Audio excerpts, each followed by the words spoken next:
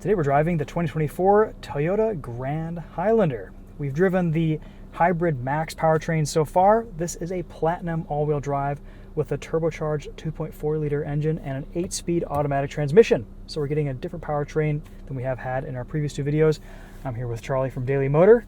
We're on a press event here in Hawaii, testing the new Grand Highlander for the first time. So let's just quickly walk you around this since we've already walked you around two Grand Highlanders, the Platinum and the Limited with the Hybrid Max engine, and then we'll just set off and see how this powertrain drives. This interior is called Portobello, so it's nice to see some color and different surfacing and just some nicer materials in this Platinum Grand Highlander all-wheel drive. Charlie, what's the price on this? $54,000. All right, 54 grand. About 26 miles to the gallon on the highway. I think a 22 mpg combined rating. 265 horsepower. 310 pound-feet of torque. Captain's chairs in the back. Again, nothing really any different from what we've shown you guys already. Just that Portobello brown interior and a white exterior. Chrome platinum badging. I'll show you what it looks like when you fold down this third row. Come on. The operations of some of these seats are a little bit clunky, I gotta say, Toyota. These are pre-production vehicles, so hopefully we see some improvements with the production vehicles, but could use some improvement. 20-inch chrome wheels. Some more chrome accents here too. A little bit bigger on the road than the standard Toyota Highlander, but not by much. It doesn't feel that much bigger from behind the driver's seat. Not as cumbersome to drive as something like the Sequoia, but still a very nice driving experience. We get a standard traditional shift lever in this 2.4 turbo Grand Highlander, not the weird hybrid over to the left and back to put it into drive. It's just easy and familiar. Kind of looks like what we get in the RAV4, to be honest. Normal drive modes that we get in all the other versions: mud, sand, rock, dirt, eco, and sport. Everything else looks about the same too. You get a heads-up display in this Platinum, along with facial recognition to load your driver's profile, heated and ventilated seats for the first two rows, heated steering wheel. Lots of great features in this Grand Highlander. All right, let's go see how this 2.4 turbo drives. I have not driven this powertrain in any Highlander yet, so I'm actually kind of excited to get behind the wheel. This replaced the V6. Upon first impressions, feels pretty smooth, nice and torquey. It's quiet at light throttle up to 25 miles an hour.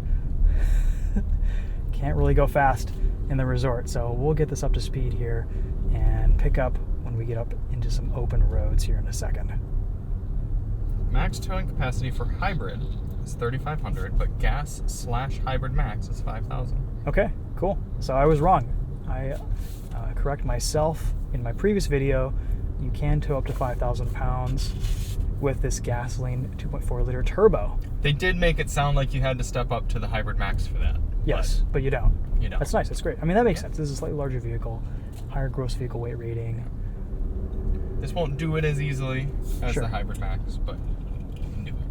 I think this will be a nice powertrain for most people, though. If you don't want to spend the extra for the Hybrid Max, you can get into the Platinum trim or the Limited or XLE trim in this. Sacrifice a little bit for fuel economy, but you're saving at the dealership with MSRP. So You have to kind of calculate, is that added power, the more refined driving experience worth the cost savings?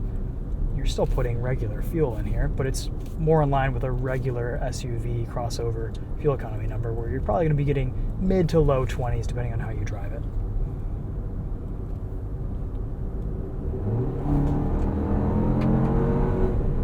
Still gets up. Still gets up and goes. We get a tachometer in this Grand Highlander.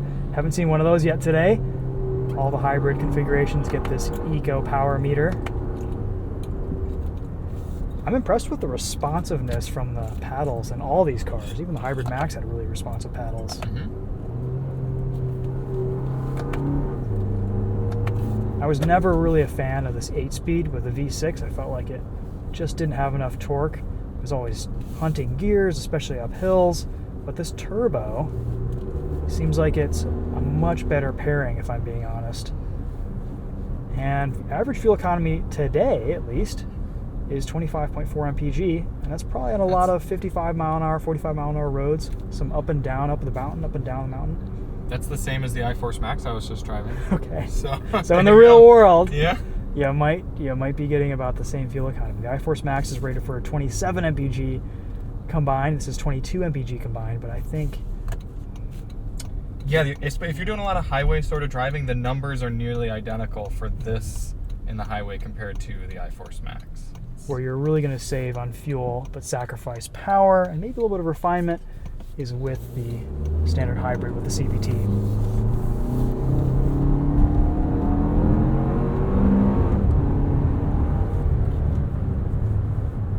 It's decently quick. I mean, that's fast enough for most people's use. I don't feel like it's sluggish with the extra weight and size of this Grand Highlander.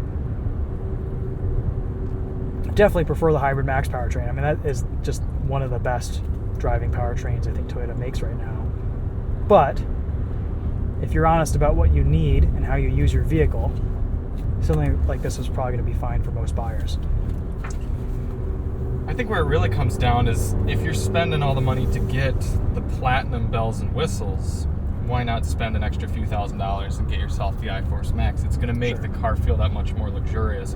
But if you are looking for that XLE kind of more value play, this engine's certainly no slouch. It's not going to be a bad place to be. I would be totally fine with this in an XLE. Yeah. Absolutely. Yeah. What does the XLE start at? Around 40,000? 45-ish. 45-ish, okay. Destination, everything. Your base all-wheel drive XLE after destination's coming about 46. Okay. And this one, platinum, with this motor starting 55-ish. Okay. So about a $15,000 spread from your base model to your top trim. Like you said earlier in your video, it's in the last one, it's going to be more what you can get your hands on. Absolutely. Than it's going to be actually pick out. I mean, you can order one. You could build it and have it spec'd out exactly how you want. But it does seem like the price is right between powertrains and between models. Sure. Definitely a little bit more expensive than some of the competitors, but not by a whole lot. A few $1,000s. A little bit of that T-tax. Yeah, there's a little bit of Toyota tax in there, but I think, as a Toyota owner, I'm gladly willing to pay that for, if you're holding onto a car for a long-term ownership proposition, it's worth it. Toyota does their due diligence. And you're paying for the safety features that are standard. You're paying for the engineering that has gone into it. People know after they've owned a few brands and then they come to Toyota, they're like, okay, I get it. I'm going to stick with this. It's the end game car. Sure. All right, nobody's coming off. Turning radius test. I could see how this would struggle with towing 5,000 pounds sometimes, but especially with a bunch of people in the back and everything. Yeah. When you get a few 100-pound bodies and some gear, it would be working. Still, it's no slouch. No. And it's not as loud and gruff and rough as I was expecting it maybe to be. It's definitely louder than the Hybrid Max powertrain, but this is okay. Doesn't feel strained. The turbocharged nature pairs really well with this 8-speed, and it's not as bad as the 3.5 and the 2.5 and previous Toyota products that when you needed the power, you really had to make them sing. Sure, of course, yep. This feels a little bit more nimble, a little bit lighter on its feet too, which is interesting. Probably a little bit of weight savings it's here. It's a few 100 pounds lighter, when you can factor everything in. Definitely feel that. Handling test here as everything flies over. Yeah, okay. Cool, so there's just a quick taste of the Toyota Grand Highlander all-wheel drive Platinum 2.4 turbo. Okay. Yeah, one thing I noticed too compared to our Highlander back home, this Grand Highlander has larger tires, 255s instead of 235s. So they're a little bit wider. They fill out the wheel wells a bit nicer. They match the larger dimensions and aesthetic of this Grand Highlander. This is a nice looking trim too. We've got some wood trim in here, Well, which is, well, faux. some wood plastic. We've got some printed plastic looking wood trim in here. It would be nice to get actual wood trim, but you got to go to Lexus for that probably. I mean, Yeah. you know, this is I like a being in step here. up above the regular Highlander. It's just so easy to use. Yeah, it is. It's just so nice. Nothing revolutionary here, but it's a nice evolution, a nice improvement in many, many ways to separate it. It's, I think, enough from the regular Highlander that Yeah. it's, you know, Toyota likes to make so many different tiers with their crossover and SUVs. They don't want anyone to be left out. Right. Well, it's smart. Yeah. I mean, people were left out for so long in getting something like this, and I appreciate that they made it accessible. People are going to buy this out of necessity, not necessarily because it's the fanciest or the Sure. sexiest or anything like that. They want a Toyota. They've got a lot of things in people. They don't want a Sienna. They don't want a Sienna. They don't want a Sequoia. Yep. I'm excited to do a comparison someday between a Grand Highlander and our Highlander, because I think there are still a lot of similarities, Okay. but I could see it both ways. I mean, if you really need that third row, like we haven't used our third row once Right. in our Highlander. You don't need it's a there Grand for if we ever need it. It's great to have that second row room for rear-facing child seats, but if you actually use a third row, this is probably the way to go.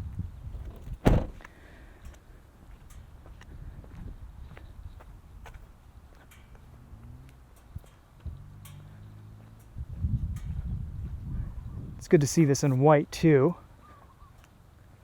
Some nice colors in this Grand Highlander. They all look pretty good. Okay, that's a wrap for this one. Thanks again for watching. May have some more Grand Highlander videos for you guys. Who knows? We're just filming everything we possibly can today. So if we do, stay tuned for that. We'll see you guys in the next one. Take care.